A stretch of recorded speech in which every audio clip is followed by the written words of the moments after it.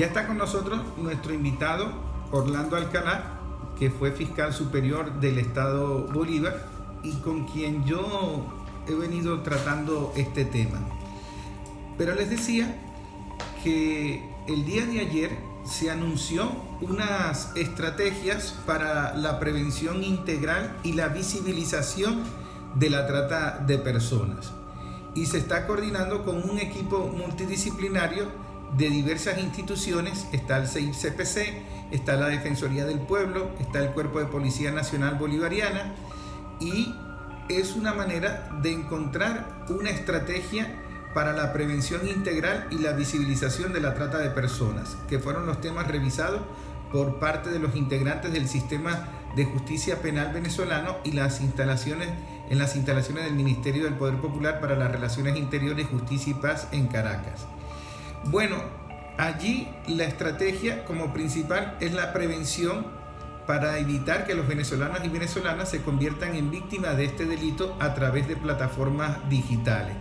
Pero también debe usted saber que el artículo 41 de la Ley Orgánica contra la Delincuencia Organizada y Financiamiento al Terrorismo, en el artículo 41 establece que quien como parte de un grupo de delincuencia organizada ejecute, promueva, favorezca o facilite la captación o transporte de personas a través de diferentes medios de coacción para el ejercicio de la mendicidad, trabajos o servicios forzados, servidumbre, esclavitud sexual, extracción de órganos, pornografía, entre otros, será penado con prisión de 20 a 30 años según sea el caso.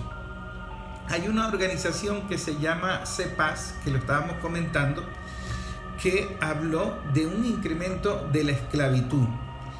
Y en ese informe dijeron que Venezuela era tierra fértil para la trata de personas. En el informe se establece un repunte de estos delitos en el año 2015. Y ya nosotros comentamos lo que sucedió en el año 2015, el tema de las sanciones, y todo eso afectó económicamente al país, lo puso muy peligroso. Ahora hay 3 delitos que a mí me llamaron la atención que se mencionan como el incremento: el de la esclavitud, el de la prostitución y el de la mendicidad. Y en la trata de personas abarca todos estos flagelos. Personas que están siendo esclavizadas, le llaman neoesclavitud, pero básicamente personas forzadas a trabajar en unas condiciones paupérrimas. Lo de la prostitución, ustedes saben que no es simplemente la decisión de una mujer de prostituirse por un tiempo, reunir dinero. No, está la prostitución forzada, chantajeada, bajo amenaza, del cual no te puedes salir fácilmente. Y está el de la mendicidad. Venezolanos que no solamente son víctimas de la mendicidad en el país, sino también fuera del país, en Colombia. Pero no es una mendicidad de una persona que cayó en desgracia, vive en la calle. No, una mendicidad obligada también. Aquí en Altavista hay una gran cantidad de adolescentes que parecen vivir en indigencia, en mendicidad, y yo sospecho porque ellos se mueven cada vez que hay un hecho violento o un hecho que llama la atención de las noticias, desaparecen y luego al tiempo regresan. Y fíjense ustedes el fenómeno: la plaza queda diagonal a la sala de arte Sidor, y conversando con José Lanz, que está a cargo de esa institución, de la empresa Sidor, él me comentaba algo muy sospechoso. Él me comentaba que él trató de incorporar varios niños en los programas de pinturas, de talleres, de facilitarles las comidas, pero se dio cuenta que todos los niños estaban coordinados por unos adolescentes mayores.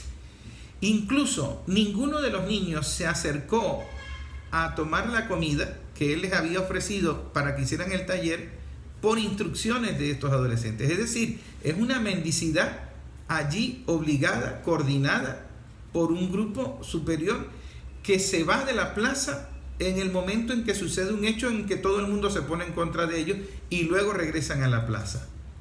Ese fenómeno se está dando incluso fuera del país. En Colombia, se da en Perú y queda como anillo al dedo para los pronunciamientos de las Naciones Unidas.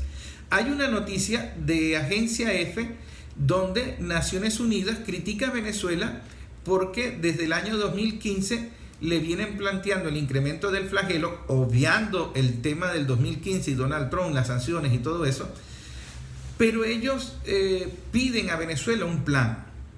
Claro, en Venezuela no es fácil construir un plan de ese tipo porque nosotros no estamos acostumbrados a ese tipo de delitos. Nosotros no estábamos acostumbrados a esa migración, esa explosión de la migración. Y obviamente están tratando de establecer estrategias con las limitaciones. Pero en el año 2016, Venezuela se convierte en el segundo país de Sudamérica con más registros, solo superado por Perú, y en el cuarto del continente en este tema de delitos de trata de personas. Y Venezuela, por tercer periodo consecutivo, encabeza la lista de países de la región con mayor índice de esclavitud moderna, incluyendo la trata de personas. En el año 2018 la situación se agudiza y Venezuela se convierte junto a Haití en el país con mayor índice de esclavitud moderna en la región, y en el año 2021 Venezuela, bajo una crisis sostenida en el tiempo, se convierte nuevamente en el país con mayor índice de esclavitud moderna en la región. En el país número 9 con personas por cada 1000 habitantes con víctimas de la esclavitud moderna. Eso lo hace un organismo que se llama CEDAW, que es como un observatorio de este tipo de delitos. Y en esas observaciones advierten que hay falta de medidas por parte del Estado para prevenir las formas de esclavitud moderna. Por razones obvias, nosotros nunca éramos víctimas de ese tipo de delitos.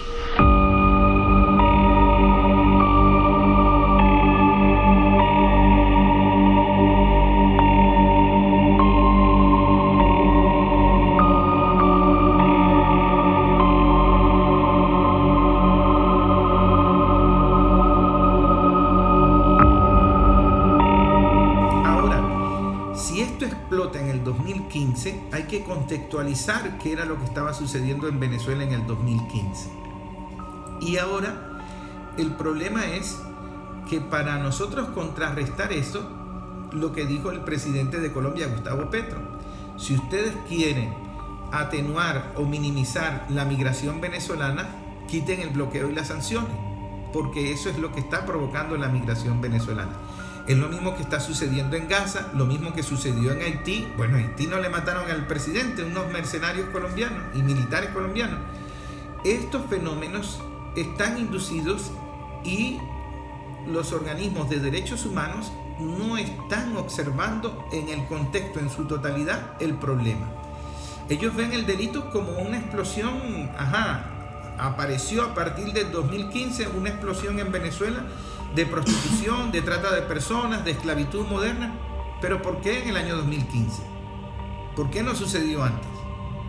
Y obviamente la situación se va agudizando y Venezuela va incrementando ese registro.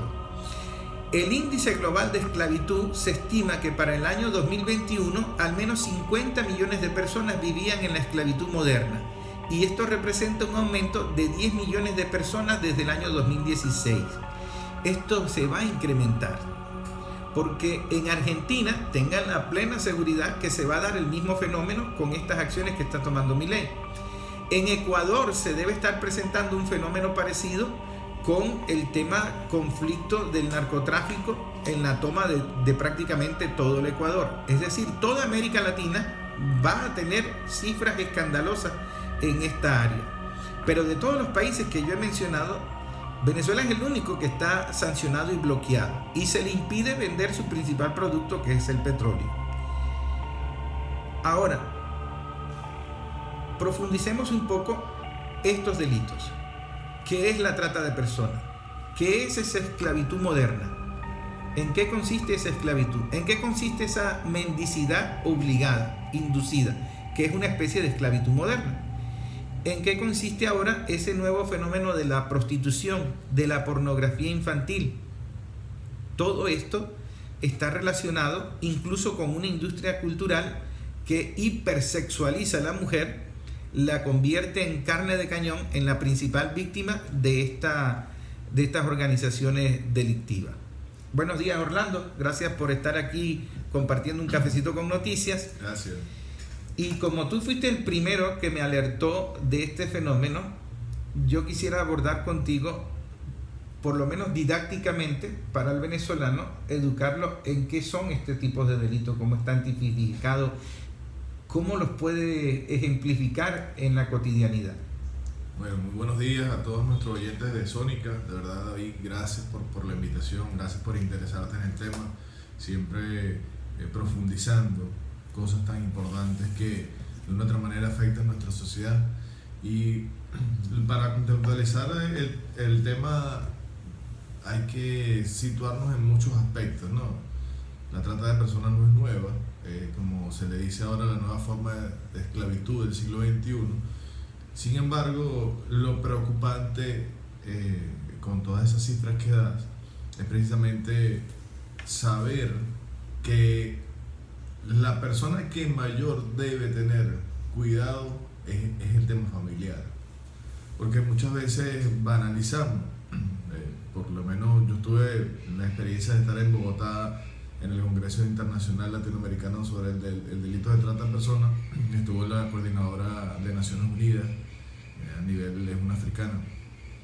Pero ¿qué pasa allí? La gente piensa que el delito no existe, y eso es lo grave del delito. Sí. La gente piensa que, ejemplo, yo me puedo prostituir porque yo decido y bueno, él tiene razón, o sea, es un tema ya personal. Pero cuando una tercera persona se lucra de lo que tú estás haciendo, ya estamos en esa red de trata de personas. Y Venezuela, en este caso, nosotros tenemos en la Constitución un artículo que lo establece directamente, que el delito de trata de personas es perseguido por la legislación venezolana. Entonces, para empezar contextualizando desde el punto de vista legal, nosotros tenemos ya una legislación. Además que tenemos legislaciones especiales. Bien lo nombrabas, la Ley Orgánica de Delincuencia Organizada y Financiamiento del Terrorismo lo establece, que es la pena más alta que tiene Venezuela. La Ley Orgánica de Protección de Niños y Adolescentes también establece el delito de trata. La Ley Orgánica de Derecho de las Mujeres a una Vida de Violencia también lo establece. Y lo que es la parte migratoria también lo establece. O sea, tenemos un andamiaje desde el punto de vista legal. Ahora bien, desde hace mucho tiempo se ha logrado tratar de construir. En este caso en la Asamblea Nacional hay un anteproyecto de ley de trata de personas. ¿Por qué insistimos en que hay un anteproyecto de ley? Porque evidentemente hay situaciones de hecho que cuando nosotros buscamos para poder solucionarlo no las conseguimos. Y allí entra ese Plan Nacional de Acción contra el Delito de la Trata de Personas. Hace como 15 años aproximadamente, el Instituto Consejo Nacional de Derechos del Niño creó el Plan Nacional para prevenir la trata de personas. Ese plan existe. Ese plan lo que no ha hecho es ejecutarse. Y en este momento, la autoridad central en materia del delito de trata de personas es la Oficina Nacional contra la Delincuencia Organizada y Financiamiento del Terrorismo, que es los dos. Y está buscando la manera de poder ensamblar todo lo que es el tema del plan para poder trabajarlo conjuntamente con ese anteproyecto de ley de trata para poder perseguirlo. Pero aquí la manera más importante es el tema de prevención. Nosotros hemos hecho hace aproximadamente 5 años un trabajo bien interesante. En este caso, la Guardia Nacional ha sido puertas abiertas. Estamos ahorita construyendo un ABC para que lo colocamos en todos los puntos de control que van desde aquí hasta Santa Elena de Guairén, donde la gente sepa cómo yo me puedo identificar que a lo mejor pueda ser víctima del delito de trata para poder seguir o denunciar en un momento determinado para que los protejamos. Porque más allá de eso, aquí hay dos situaciones: la red que maneja el delito de trata y está la víctima del delito de trata. La red nosotros tenemos que atacarla de una manera de inteligencia ya policial, militar, pero la víctima del delito de trata hay una protección especial que tenemos que ir ensamblando esa red de protección especial. Por lo menos una persona que es víctima del delito de trata tenemos que desaparecerla para poder protegerla. Testigo encubierto, algo así. La ley orgánica de víctimas y testigos especiales establece un parámetro, pero tenemos que esconderla porque muchas veces no sabemos quién está detrás de la organización. Claro. Entonces allí es donde viene lo peligroso. Hay muchos casos muy sonados aquí en Guayana que, bueno, por reserva uno no los puede manejar, que se convirtieron en virales y todo el mundo pensaba que era algo y detrás de eso había una red de trata. Entonces eso... Por ejemplo, sin mencionar personas. Bueno, hay casos muy puntuales que se manejaron, pues un famoso caso de una niña que supuestamente la habían asesinado y todo eso, y se descubrió detrás de todo eso que era una red de trata.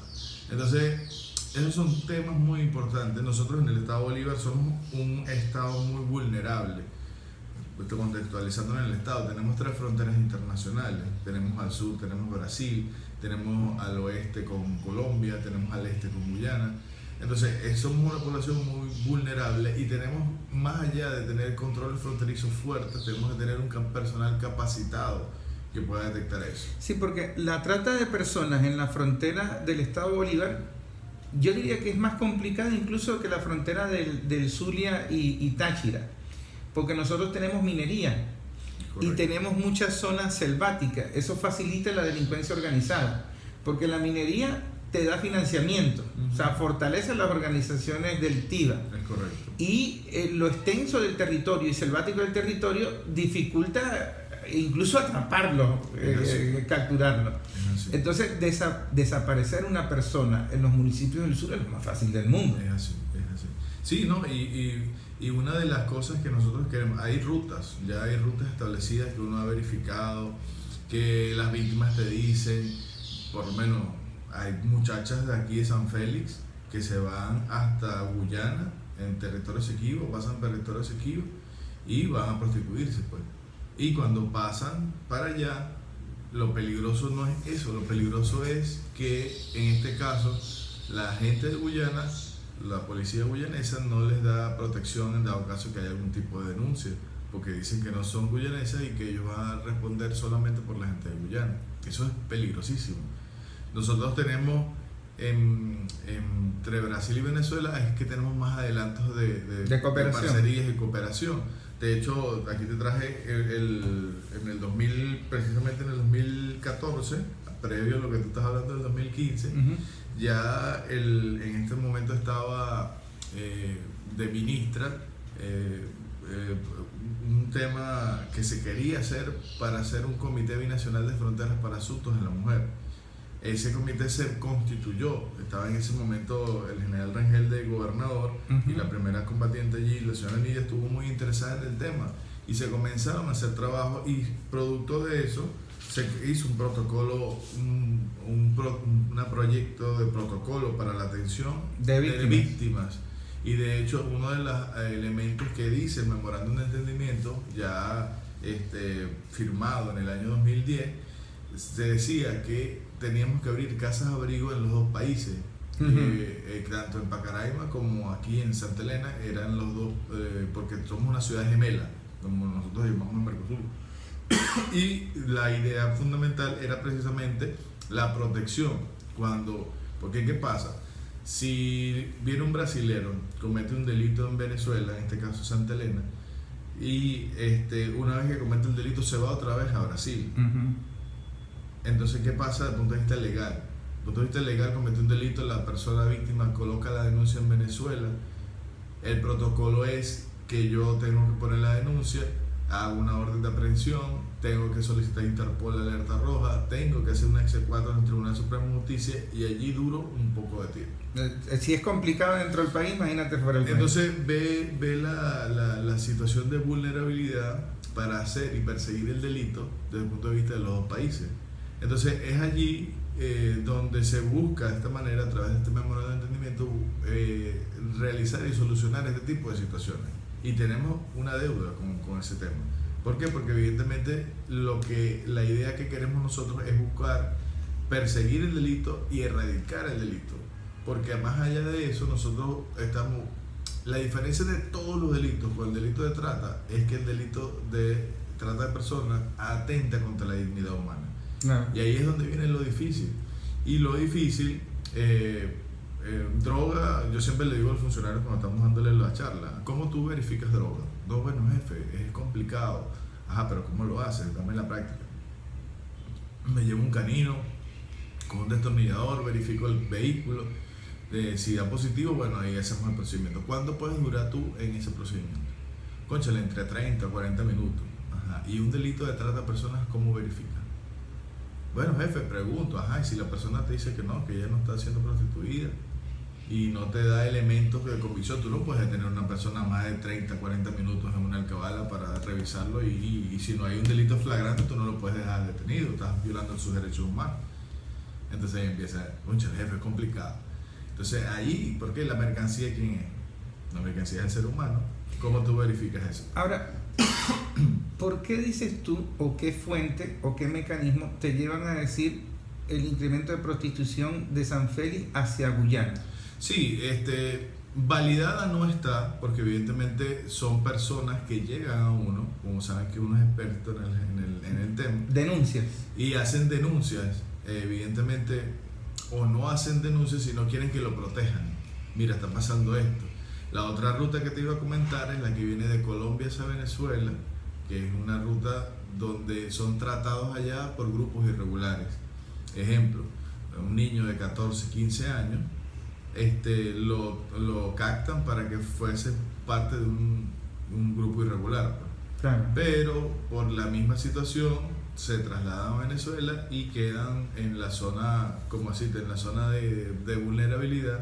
Y ahí es donde convierten la migración, ahí es donde tú ves la migración forzada y ahí es donde tú ves, por eso que vemos tanto personal de Naciones Unidas en el estado Bolívar, porque ellos están con las estadísticas verificando y la protección que tienen que tener. Claro. Ahí tenemos el municipio Cedeño, el municipio Sucre, el municipio Bolivariano Angostura, son 3 municipios que son captadores del delito de trata con fines de explotación militar, se llama eso, porque hay distintas modalidades de la trata de personas. Y allí vemos con preocupación porque evidentemente nosotros tenemos que proteger a un connacional colombiano porque está derivando este delito. Y la otra frontera, que es la última ruta internacional, es la de Brasil, es una ruta histórica. Desde hace mucho tiempo, tú decías, mujeres brasileñas se venían para las minas a prostituirse. Uh-huh. Eso era normal. Y a operarse. Y a operarse ahora por el tema de las operaciones. Pero anteriormente, cuando inició todo esto, veíamos mujeres brasileras que dijeron, no, yo voy para Carimbo, decía, yo voy para la mina. Yo voy para la mina y ejercían la prostitución. Ahora, ¿cuál es el meollo del asunto? Que la gente dice, bueno, pero si a ella le gusta su broma, ¿por qué no la dejas ahí? No, es que el tema es que la están explotando. El tema es que primero le dicen, tú vas a trabajar allá, vas a ganar tanto, y cuando llegas al sitio, la corruptela, que es lo que se llama, y cuando llegas al sitio allá, las condiciones primero de trabajo, de salud, de verificación de lo que es el tema de la higiene, todo ese tema afecta muchísimo. Y no te puedes salir. No, y al final no te puedes salir, porque tú estás allí verificando, pero al final hay una organización detrás de eso, que es una industria. Mira, entre la frontera entre Nepal y la India hay una organización, una ONG de una actriz muy famosa que se llama Demi Moore, que ellos tienen una carpa al lado del cuerpo de seguridad. ¿Qué tiene esa carpa? Esa carpa tiene psiquiatras, psicólogos, trabajadores sociales. Es como despistar una droga. En vez de positivo para cocaína, ellos dicen positivo para trata. Entonces, como los funcionarios de seguridad no tienen la experticia desde el punto de vista psicológico, punto de vista, y no pueden estar...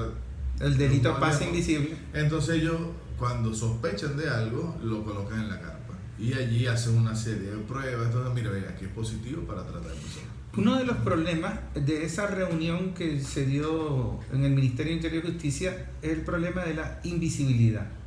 O sea, lo grave es cómo informar, cómo visibilizar. Pero yo estuve analizando esto con docentes de la Universidad del Magisterio y ellos tienen relación con los docentes en esos municipios mineros. Entonces, uno como periodista busca la fuente, ¿de dónde sacas tú esas estadísticas? Pero es que hay muchos síntomas obvios. Por ejemplo, el registro de infecciones de transmisión sexual en los hospitales. Eso te va llevando Claro. por carambola a la trata de personas. Entonces me dicen, mira, se han incrementado de manera vertiginosa en los municipios mineros las infecciones por transmisión sexual. ¿Y de dónde está saliendo tanta sífilis, tanto sida, problemas de ese tipo? De una manera desproporcionada. O sea, esto se incrementó, claro, se incrementó la prostitución, Claro. y por allí va todo eso. Es así, es así. El de migración es más fácil porque tú tienes que mover a la persona y la persona entra ilegalmente y ahí te va dejando un rastro. Claro. Entonces, y en la prostitución, pues es muy obvio. Ahora, hay otros síntomas que van alterando. Por ejemplo, en México hay un movimiento fuerte de extorsión digital, de que están utilizando el tema de la sexualidad en las redes para la extorsión, que también es una forma de trata. Otro fenómeno que se está dando en Colombia, en Medellín, hay un movimiento de mujeres que están denunciando, ellos le llaman la hipersexualidad de la mujer de Medellín, o sea, el turismo sexual. Claro. Entonces ellas denuncian, mira, están utilizando la imagen de la mujer de Medellín como la prostituta perfecta, ¿no? Y para eso se presta la industria de la pornografía.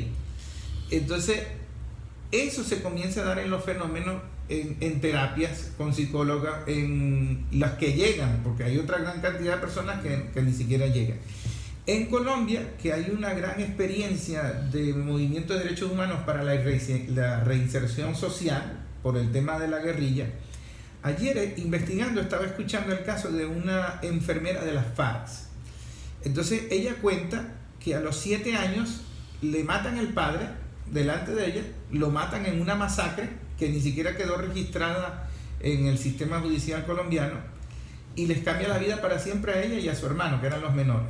Entonces quedan en la calle, queman la finca, le asesinan al padre, ni siquiera saben quién lo asesinó. Ahí entraron unos grupos militares, paramilitares, asesinaron a todo el mundo sin ton ni son, y a ellas los llevan a una familia en un campo para trabajar mientras la madre se va con el resto de los hijos a ver cómo sobrevive.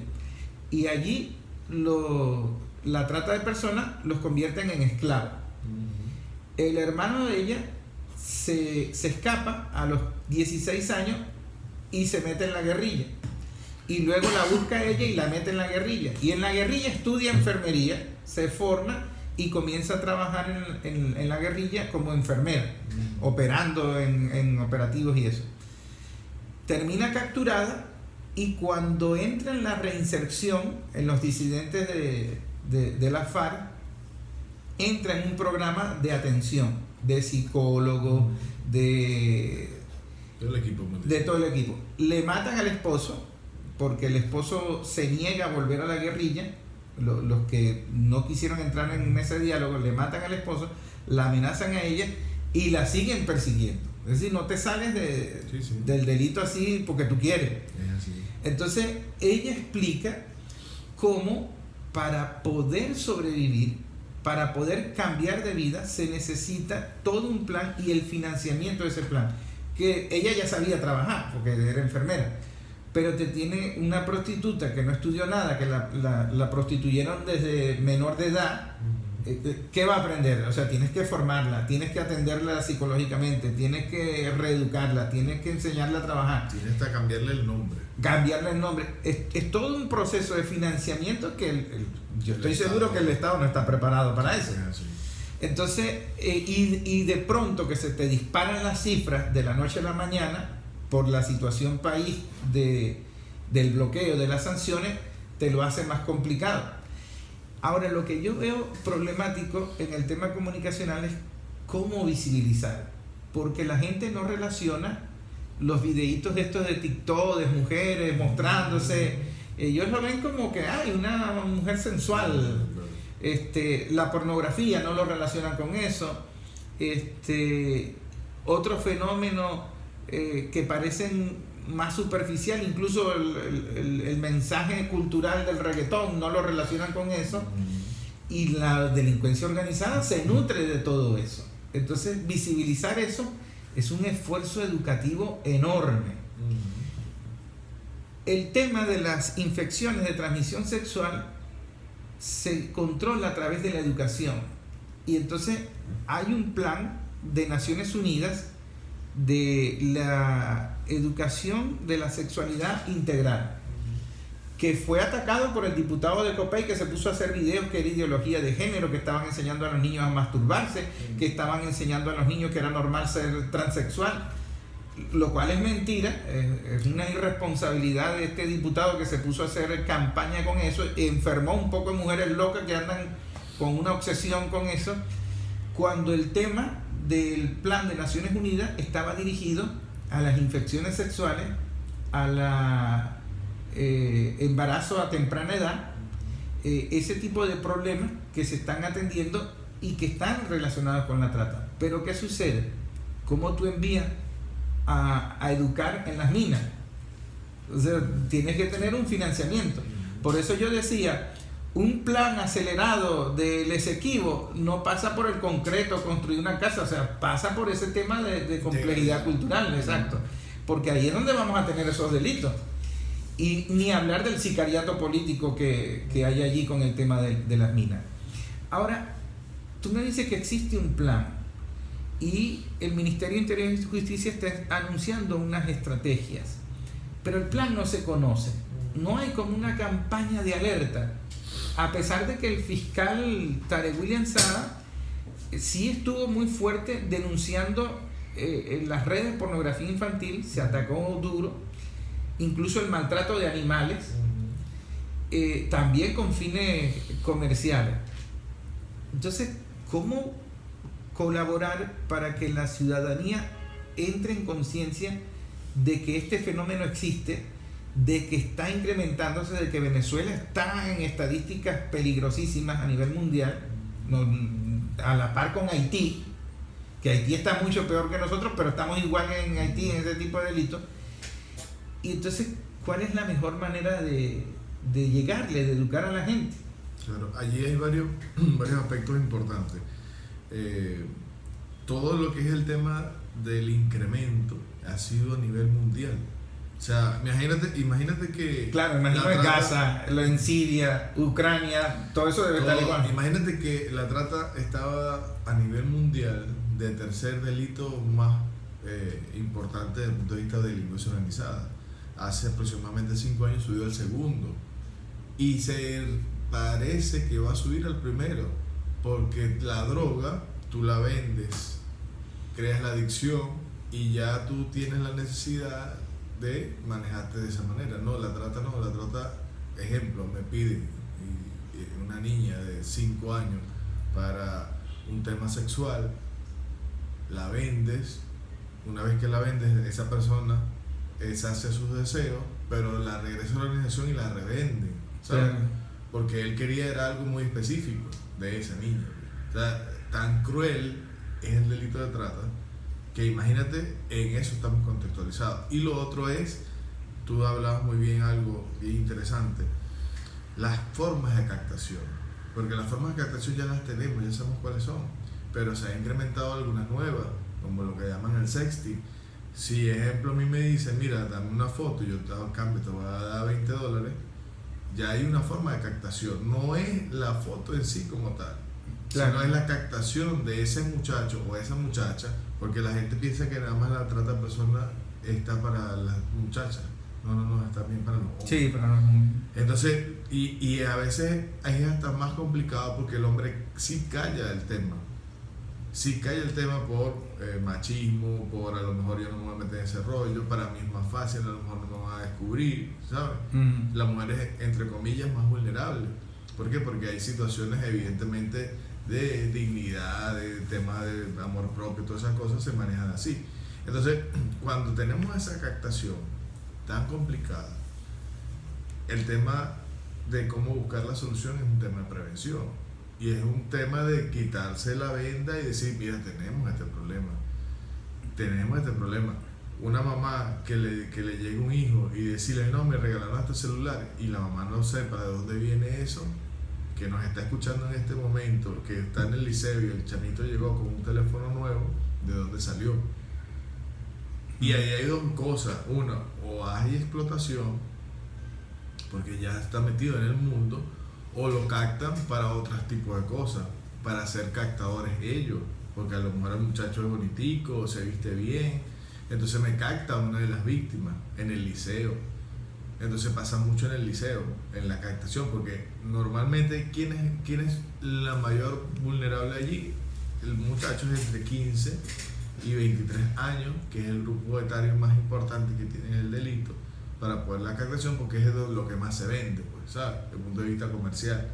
Entonces, cuando tenemos esas situaciones allí, tenemos que buscar la manera de prevenir esa parte.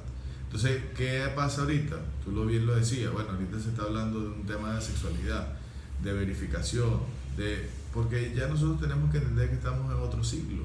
Sí. En otro siglo. Eso, y yo cuando siempre lo digo en los talleres que doy, abran la mente. Abran la mente, no estoy diciendo que haga lo que le da la gana. Abrir la mente es simplemente entender el problema en una dimensión distinta. Porque hoy en día un niño ya de 9 años agarra un teléfono y sabe hacer muchas cosas por el teléfono. Nosotros a los 9 años no podíamos hacer eso. Entonces, nosotros tenemos que entender ahora que no nos podemos quedar nosotros en el aparato, sino tenemos que entender la dimensión nueva que está pasando, cómo prevenirlo, qué hacer, cómo manejarlo. Pero aquí hay dos cosas. Es un tema de conciencia de la familia, que es la primerita llamada a protegerlo. Claro. Es la primerita. ¿Por qué? Porque todos los días la persona convive en esa familia. Ahorita hay familias muy desestructuradas. Ahorita la mamá se fue para las minas, deja al niño con la abuela y entonces está allí. Claro, es que históricamente las dos condiciones que te facilitan la captación para todo tipo de trata es la pobreza y la ignorancia. Es correcto. Si tú eres pobre y no estás educado, eres vulnerable. Y si eres menor de edad y eres mujer, eres más vulnerable todavía. Hay una muchachera en San Félix, desesperada por salir de la pobreza, que está dispuesta a todo. Es así. Incluso en la clase media, porque la prostitución aquí en las universidades se ha incrementado. Es un tema silencioso, no solo el consumo de marihuana, que es como el cigarrillo de los muchachos. La prostitución de las muchachas en las universidades es un fenómeno que está. Eso se da. Chicas que por obtener su carro, su independencia. Yo he conocido periodistas que ahora quieren ser famosas mostrando el cuerpo a través de estos TikTok, de estos videos short y todo eso. Entonces uno dice, bueno, pero ¿qué periodismo es eso? ¿Qué influencer es eso? O sea, te estás desnudando y lo que está es otra cosa. Es otra cosa. Ahora, el tema para atenderlo pasa por lo educativo, pasa por lo preventivo, pasa por conocer el delito y encontrar nuevas estrategias para detectar eso, que es complicado. Y el financiamiento, porque eso requiere un financiamiento enorme. Claro. Ese plan de acción tiene una fuente de financiamiento y Naciones Unidas está allí también apoyando sobre eso. De hecho, la Organización Internacional de Migraciones, ACNUR, UNICEF, el Fondo de Naciones Unidas para el Desarrollo, que es el PNUD, o sea, todos ellos tienen financiamiento. De hecho, lo que pasa es que lo dejé en el vehículo, pero hay inclusive el tratómetro. ¿Qué es tratómetro? El tratómetro es como un termómetro para que tú evalúes en qué lugar estás para saber si estás siendo víctima de trata o no. O sea, es como un termómetro, pues. En vez de termómetro es tratómetro. Y allí te dice unas características y unas cosas muy puntuales para que tú veas dónde estás parado. Pero ese financiamiento está, pero tenemos que tropicalizarlo a Venezuela, y no solamente a Venezuela, sino al Estado Bolívar, en este caso porque nos corresponde a nosotros. Porque las modalidades aquí son distintas, las modalidades de captación son distintas. Hay una red de prostitución, por lo menos en el estado de Aragua, en Choroní, de hombres que se prostituyen. Y la gente se ríe cuando yo digo esto siempre, pero sí, hay un catálogo y todo donde te dice, mira, este es el que yo quiero, la broma, buscas allá y pero aquí no existe eso. Aquí existe otro tipo de modalidades de captación en la misma ciudad. En la misma ciudad tenemos, bueno, tú lo decías, bueno, tema de mendicidad, pero ¿quién está detrás de eso? A los niños los sueltan a tal hora de la mañana, pero hay que es lo que te había manejado, es un tema de inteligencia, porque ahí hay que ser inteligencia social e inteligencia militar, policial. ¿Por qué? Porque evidentemente allí hay unas redes de prostitución que se han manejado, unas redes de explotación, que eso es otra cosa, que está dentro de las modalidades del delito de trata de personas. Y entonces es allí donde tú dices cómo manejarlo, qué hacerlo, pero aquí hay dos cosas. El Estado ya está haciendo un trabajo bien importante, que tienen que acelerarlo, porque evidentemente mientras más tiempo perdamos, más tiempo vamos a tener personas que están dentro de esas redes. Ahora, ¿la prostitución es legal en Venezuela? La persona, aquí no hay ninguna legislación que prohíba la prostitución. No, es obvio, O sea, porque aquí hay clubes de prostitución y páginas de prostitución. El problema es al final cuando hay una explotación. Si una persona, como te digo, una tercera persona se lucra del cuerpo de una persona, estamos en presencia del delito. Así de sencillo. Es decir, esta es la prostitución que yo decido. Y está la prostitución que yo no decido, sino que estoy bajo amenaza. Y a lo mejor puedo yo decidirlo y doy el paso para hacerla. Pero después no me dejas está salir. dentro de una red, porque ¿cuál es la libertad que tú tienes? Pues desde el punto de vista de decidir si estoy yo aquí o no estoy yo aquí. Mira, yo hoy en día no me quiero ir de aquí porque ya no me gusta. Pues. Tú me hablaste de una muchacha que no podía salirse porque le mataban a la familia. Es correcto, es así. Es una muchacha, estaba en Ciudad Bolívar, esta muchacha fue captada para ir a trabajar de cocinera, pues la gente se ríe siempre cuando uno dice el cuento. Me dice, vas a trabajar de cocinera y tienes las uñas largas. No, normalmente cuando cocinas, sabes cómo es la cosa. No, pero la muchacha fue a trabajar de cocinera. Cuando llega a kilómetro 88, se comienza a tener una vinculación especial con un irregular allá, pues, un malandro, dirían, para que la gente no entienda bien. Bueno, una relación normal, pues. Noviazgo, bueno, chévere, y él empezó a ayudarla, empezó a comprarle las cosas, su nevera, comenzó a visitar a su mamá en Ciudad Bolívar, todo normal. Y bueno, se empezó a hacer ella las lolas, se puso como tuning, como dicen los chamos hoy en día. Y este muchacho, bueno, la comenzó a ver de manera distinta, pues, ¿sabes?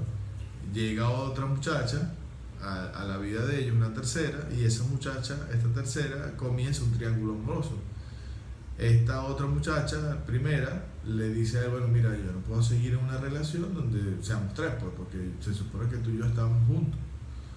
Entonces, bueno, vamos a terminar la relación y el tipo le dice, bueno, mira, tú no puedes, bueno, sí, vamos a terminar, pero tú me tienes que pagar todo lo que yo te di.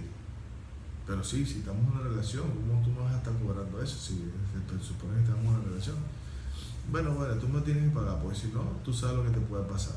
A ti, a tu familia, yo conozco a tu mamá, sé dónde vive, tú sabes lo que va a pasar. Yo tengo amigos delincuentes allá en Ciudad Bolívar. La muchacha le dijo, bueno, yo no voy a hacer nada de eso. Bueno, si no lo haces, tú sabes lo que va a pasar. Y le dijo, bueno, ¿cómo te voy a pagar? Yo no te puedo pagar tan rápido. O sea, déjame trabajar en la cocina. Le dijo, no, mire, vea, ya está una corruptela, métete ahí y ahí vas a comenzar a trabajar. Y ahí comienza a trabajar la muchacha, obligada. Y gracias a Dios, lo que son las cosas del destino, y hubo una incursión, en ese momento estaban las OLP, y neutralizaron al señor, y fue cuando ella pudo escapar de él. Entonces, de cómo la captación no fue que, mira, me llevaron para allá y no, la captación fue primero inicialmente un proceso. Y eso va ganando confianza, y ahí es donde está lo peligroso, ¿sabes? ¿Por qué? Porque tú ganas confianza con la víctima, y la víctima no cree que ella es víctima, que es lo peor. Claro. ¿Por qué? Porque dice, no, bueno, yo estoy aquí porque yo vine y, bueno, tuve que estar en este trabajo, ahora prostituirme, cuando está siendo explotada. Es el síndrome que llaman siempre de Estocolmo. Bueno, yo me enamoro de mi captor, me enamoro entre comillas, y no puedo de una otra manera salirme porque estoy en un círculo vicioso. Es como la esclavitud moderna, es un proceso lento. Es correcto. Y la captación es muy sutil porque inclusive tú puedes inicialmente creer que está todo bien. Y que te están ayudando. Y te están ayudando. Y crees ese vínculo. Y lo más cruel de la trata es que creas un vínculo donde a lo mejor no te golpean, pero sí te minimizan como ser humano. Y ve que a lo mejor una víctima de trata de personas no está, tú la ves y nunca, físicamente no vas a saber que es víctima del delito de trata, como violencia contra la mujer, como... Pero el maltrato infantil, psicológico sí. pero es muy fuerte, es muy marcado, porque es contra la dignidad. Mira, y a veces tú ves que ellos dicen, bueno, no golpeen a la mercancía, porque a veces al cliente no le gusta que esté golpeada. A lo mejor yo voy a un tema y me dicen, mira, este muchacho yo la veo golpeada y no la voy a querer, pues, ¿sabes? Porque pienso que tiene alguna situación. Entonces, ve hasta qué punto es un tema de delito hasta psicológico, ¿sabes? Porque evidentemente lo más difícil de un ser humano es la dignidad. Eso es lo más importante de un ser humano. Cuando te quitan la dignidad, te quitan las ganas de vivir. Inclusive los índices de suicidio son muy altos en las víctimas del delito de trata, porque como tú decías, bueno, a lo mejor por el tema de la captación, a lo mejor contraigo una infección de transmisión sexual severa o leve o moderada, y entonces no puedo manejarme como eso porque es psicológico, y bueno, recurro al suicidio. Las redes de prostitución de venezolanas, específicamente en Panamá, en Chile, en República Dominicana, son muy grandes, y hemos visto casos que las muchachas contraen la enfermedad de HIV y después desarrollan el SIDA, y las muchachas no aguantan y se suicidan. Hubo un caso en Chile de una venezolana que se suicidó, nadie sabía, ella estaba normal en una fiesta, y de repente se lanzó por el balcón, y todo el mundo, bueno, ¿y qué le pasó a ella? Que no sé qué más y todo eso. Era víctima de trata. Era víctima de delito de trata. ¿Por qué? Porque la contagiaron de HIV, ya no sabía qué hacer, estaba desesperada, no tenía apoyo psicológico, y eso al final, David, ver la persona que nos está escuchando en este momento, y muchas veces dice, bueno, mira, de verdad que yo me siento identificado con este tema, tiene que buscar ayuda. Sí, y hay muchos organismos en el Ministerio Público, en la Defensoría del Pueblo. A mí me ha tocado víctimas de trata. Una vez tuvimos un caso de una chica de Kenia que la trajeron para acá, y había un tema de explotación laboral con ella. Y ella pudo salir de la situación porque hubo toda una confusión. Y cuando buscamos y pensamos, ella decía que lo más difícil para ella era que nadie le prestaba atención, ¿sabes? Que nadie le prestaba atención. Tuvimos casos de una filipina también aquí en el estado Bolívar hace como 15 años también. Son casos emblemáticos que nosotros hemos manejado, y digo nosotros porque es un equipo de trabajo. No solamente cuando he asumido funciones como fiscal o como defensor del pueblo, que estuve 3 años en la defensoría, sino desde hace mucho tiempo por el tema de derechos humanos. Y a nivel nacional hay una red de apoyo que, bueno, ahorita la lidera una persona que está trabajando para la OIM, pero ella fue directora nacional en prevención al delito. Y esta compañera Carmen Mercedes, que es una autoridad de verdad que en materia del delito de trata, ha sido como que bien consecuente en poder manejarse en ello. Hace poco, en enero, tuvieron una gira por todo el estado de Bolívar. Yo los acompañé hasta Ciudad Bolívar, Upata y aquí en Puerto Ordaz, pero la idea era ir hasta allá, hasta Santa Elena. Ellos fueron, yo no pude acompañarlos por tema laboral, pero ese tema de prevención tenemos que continuarlo, no tenemos que desmayarlo. Hay un nudo crítico en el estado de Bolívar, un municipio en el que se evidencia más ese problema. Los municipios del sur son bastante complejos, como te digo. Allí Sifonte tiene un punto bien grande en cuanto al delito. El municipio Cedeño también tiene un punto también bien importante. Cedeño. El municipio bolivariano Angostura también tiene un punto importante. El municipio Sucre también. ¿Por qué? Porque por lo menos en el caso de Cedeño, Sucre y Bolivariano Angostura, por la migración forzada colombiana, que obliga muchas veces que estas personas que entran en los grupos irregulares estén allí siendo víctimas de explotación de trata. Y el municipio de Sifonte, por esa frontera tan dinámica, el territorio Esequibo, sabes que tienen allí muchas concepciones desde el punto de vista petrolera. No, concesiones digo desde el punto de vista de que la minería ilegal que se ejerce Okay. en el territorio no tiene garantía, porque evidentemente por el diferendo que existe, no hay una clara Jurisdicción definición desde el punto de vista legal. Sí. Nosotros hemos respetado muchísimo el Acuerdo de Ginebra. Claro, hay un territorio ahí donde no se puede actuar jurídicamente, Correcto. que está en el Sin limbo. embargo, nosotros como queremos demostrar que Guyana sí ha incumplido el Acuerdo de Ginebra, nosotros no nos hemos metido nunca en territorio Esequibo.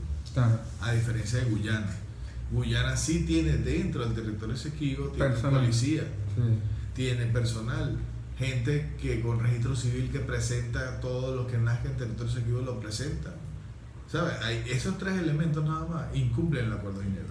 Por ejemplo, en un tema de investigación, de inteligencia, de operatividad, en trata de personas, ¿hasta dónde llega la jurisdicción? ¿Hasta San Martín de Turumbán? Sí, correcto. De ahí en para adelante. investigación, sí. En investigación solamente llegamos hasta allí. Porque evidentemente yo no le puedo decir, ejemplo, hago una denuncia, hago una orden de inicio al Ministerio Público, el Ministerio Público comisiona a la Guardia Nacional para hacer fijación del sitio de suceso, verificación de personas, entrevista a personas. Cuando yo le doy la orden de inicio a la Guardia Nacional, yo no le puedo decir que esté dentro del territorio Esequibo. O sea, me va a llegar hasta San Martín de Turumbán. Y si el hecho ocurrió dentro del territorio Esequibo, nosotros no podemos ingresar allí.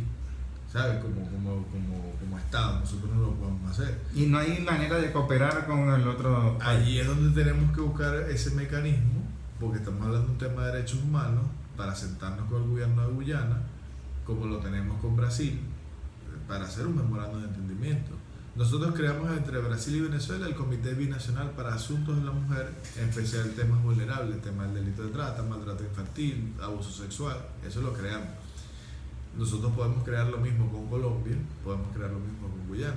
¿Por qué? Porque ¿Con Colombia no lo tenemos? No lo tenemos. Hay un trabajo de frontera bien interesante. Yo estuve en San Cristóbal apoyando ese trabajo, pero no hay un memorando de entendimiento.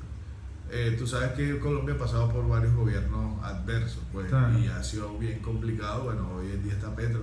Igual en Brasil nosotros separó la Comité Binacional de Fronteras cuando entró Bolsonaro. Hoy en día estamos impulsando nuevamente para que se reintegre, porque esos temas, lo que pasa es que muchas veces no entendemos que son temas de derechos humanos. Cuando son temas de derechos humanos, eso no tiene que ver nada con temas de ideologías desde el punto de vista claro. gubernamental. ¿Por qué? Porque todos los días va a pasar eso. De hecho, yo ahorita estoy haciendo la maestría en Derecho Internacional Venezolano, y mi punto es las ciudades gemelas y cómo perseguir los delitos en las ciudades gemelas. Que las ciudades gemelas es un término que acuñó mucho Lula con el tema del Mercosur, cuando se inició Mercosur. Y yo se lo decía en estos días, nosotros tenemos que buscar la manera de integrar, ¿no? Para poder avanzar en lo que es el tema del apoyo a las personas que sufren el delito de trata de personas. Tú sabes, el peligro que yo veo de esto es que las cifras ya aumentaron. No sé si hay unos niveles de alarma, de alerta, pero las cifras aumentaron no solo en Venezuela, sino en todo el mundo, pero todo indica que va a aumentar más, porque los conflictos se están agudizando. Es así. El tema con Guyana se está agudizando. Entonces nosotros tenemos que prepararnos para un escenario peor, tanto en lo educativo, en lo comunicacional, porque ¿qué es lo grave que yo veo en lo comunicacional? Que el venezolano no sabe que existe el problema, ni mucho menos la gravedad del problema. Y aún informándole, mira que estamos haciendo unas estrategias, no lo comprende. A lo mejor tiene la trata de personas en sus narices, a lo mejor es víctima y no lo sabe, porque no hay un esfuerzo didáctico para hacerle entender ese, ¿cómo es que tú le llamas? Termómetro, tratómetro. Entonces es complicado, porque de pronto la familia cree que, bueno, consiguió un trabajo, y resulta que no conseguiste un trabajo, conseguiste fue un amo que te tiene esclavizado y tú crees que te está ayudando. Es así. No, y al final el tema de la prevención, que es muy importante, nosotros tenemos que agudizarlo. Tenemos una mora Sí, con eso. ya. Tenemos una llamada. Adelante, buenos días. ¿Quién llama y de dónde? Buenos días, David. Mauri por aquí, hermano, de los Alacranes. ¿Cómo estás? Hola, Mauri. Bien. David, excelente el tema hoy que está tratando con el doctor allí. Pero hay que sumar también que muchas veces esas personas que son tratadas así, con la trata multihumana, muchas veces también lo aprovechan después de ser desechado para la actividad que fue sumado para la venta de órganos. Es una situación sumamente delicada, donde justamente quien en el mercado negro los órganos tienen un precio abismal. Entonces, ahorita en la situación social que estamos viviendo, nosotros tenemos, y en este caso la justicia venezolana y el organismo llamado a hacer educación, tienen que llevar eso más a las escuelas, a las universidades, a las instituciones educativas, porque es la única manera de minimizar eso, ¿ves? Porque es un mercado muy codicioso y vanidoso. Entonces, el problema aquí debe ser comunicativo y educativo. Muchas gracias, hermano. Gracias, Mario. Ajá, tú me decías antes de la llamada. Sí, que evidentemente tenemos un amor con el tema de formación. Tenemos un amor allí que evidentemente nosotros tenemos que avanzar para poder manejar todo este tipo de informaciones, porque muchas veces no lo sabemos, muchas veces no lo interpretamos, muchas veces no lo contextualizamos, y es allí donde viene el problema grave de que tengamos los elementos necesarios para manejarlo. A ese plan de acción nacional contra la trata, yo me imagino que el ministerio pronto debería estar anunciándolo, porque de verdad es necesario que lo podamos manejar. Y el primer tema pasa por la formación de los funcionarios. Claro. Los funcionarios tienen que formarse en todos los puntos de control, y eso es una sugerencia que yo siempre le doy. Debe existir un ABC, porque me cambian al comandante, entonces tenemos se acabó todo el plan. Se acabó el plan. A mí me ha pasado muchas veces. Yo tengo ya 4 años trabajando con la Guardia Nacional, con la Policía del Estado, la Policía Nacional. Entonces cuando me cambian el comandante, me cambian todo. Pero debe haber una división formada específica para eso, Sí. un policía especializado. Hay, por lo menos el 6CPC creó una división contra la trata de personas. El Ministerio Público creó una Fiscalía Nacional contra el delito de la trata de personas. Defensoría tiene un personal. Defensoría tiene un convenio con el Fondo de Naciones Unidas para la Infancia, UNICEF, y creó un protocolo de atención de víctimas especialmente vulnerables. O sea, hay un andamiaje, se ha manejado, pero que tiene que existir la voluntad de visibilizar el tema. En Brasil, cuando tú llegas a Brasil, al aeropuerto de Brasil, te dice: usted es bienvenido al Brasil, bienvenido a hacer turismo, pero si usted vino a hacer turismo sexual, será penado por la ley, dice. Le dan una pena muy alta allá en Brasil, porque Brasil es uno de los países que tiene... Imagínate, carnavales Entonces, Brasil tiene... Mira, yo tengo mucho contacto con mis hermanos brasileños, especialmente del municipio Pacaraima y del estado de Roraima. Ahí hay mujeres valiosísimas haciendo un trabajo muy bonito. Ahí la compañera Socorro Santos tiene un programa de atención a las víctimas de trata que se llama el programa Centinela. Es un organismo, una ONG, pero que ha tenido una pegada muy importante en lo que es la atención especialmente a las víctimas vulnerables entre Manaus y Boavista, ese corredor que ha sido muy fuerte.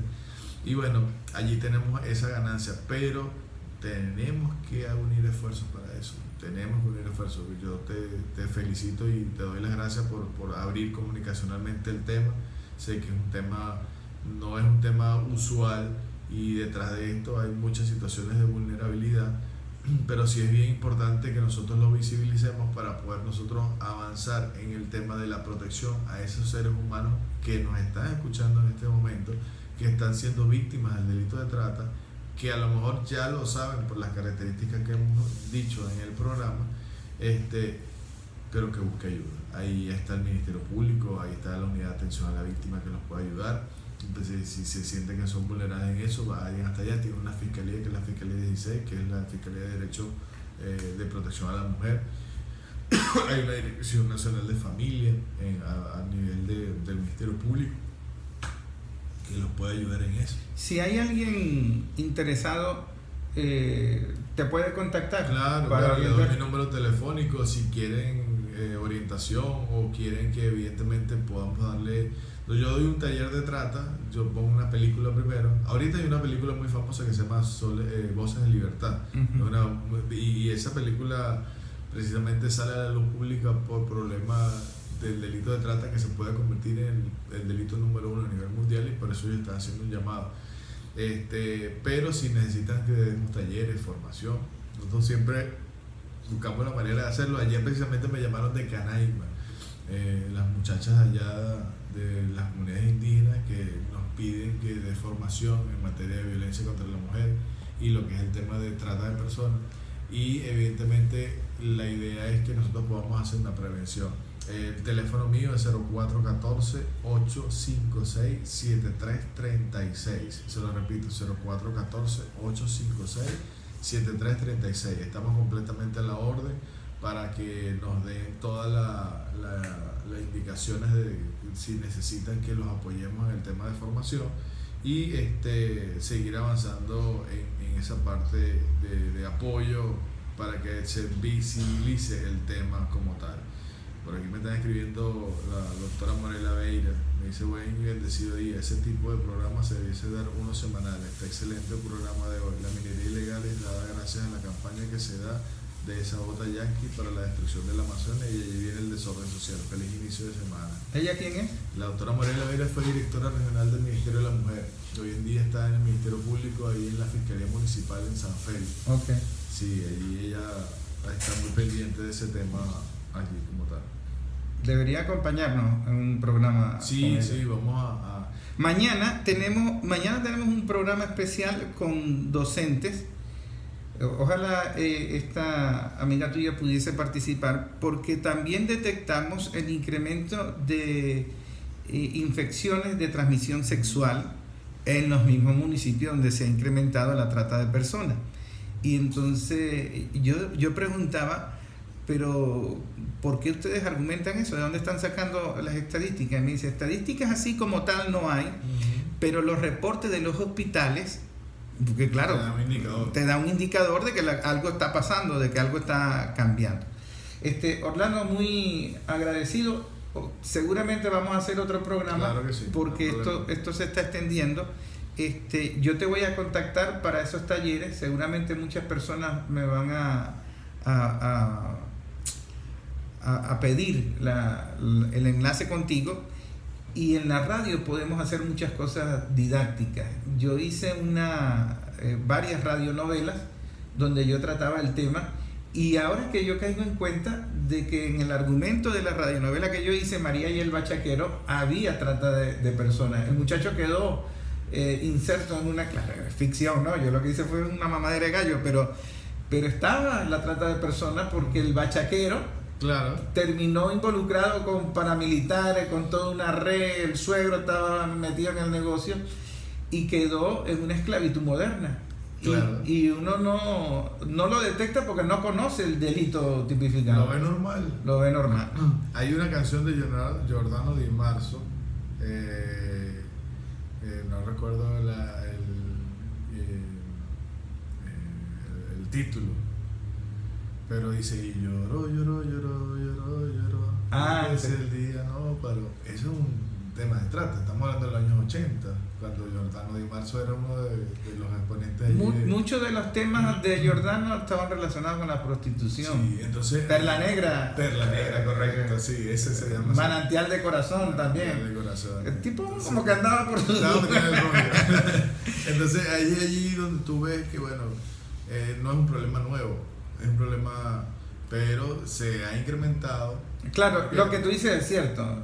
Las cifras en Venezuela se disparan en el 2015, pero a nivel mundial es obvio que se dispara, porque el conflicto con Siria triplicó el problema. Mucho. Lo de Gaza lo está triplicando. Estados Unidos está denunciando la migración, pero ellos no ven que ellos son los que están provocando los conflictos. Además, Estados Unidos es el primer consumidor del delito de trata. Bueno, el empresario multimillonario que se suicidó, que tenía todos estos presidentes, de la isla. Tenía, imagínate, a Andrés Pastrana, Bill Clinton, una larga lista de...